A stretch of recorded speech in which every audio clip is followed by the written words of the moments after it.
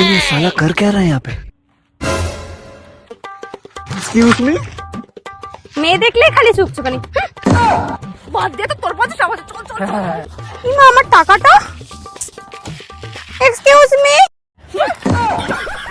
কি রে তুই সাথীর বিয়েতে যাবি না? হ্যাঁ যাবো তো, কিন্তু কিন্তু কি? আরে আবার রেডি হতে হবে না, আমার না ভালো লাগে না রেডিমেডি হওয়ার ঝামেলা। তাহলে তোর জন্য আমার কাছে একটা জিনিস আছে, এই নে। এটা তো এনভাইভের স্টোভ ক্রিম। এটা ইউজ করলে মেকআপ করার প্রয়োজন হয় না। তাই দেরি না করে তাড়াতাড়ি রেডি হওয়া যাক। আজকে আমি রেডি হব এনভাইভের 3-in-1 স্টোভ ক্রিম দিয়ে।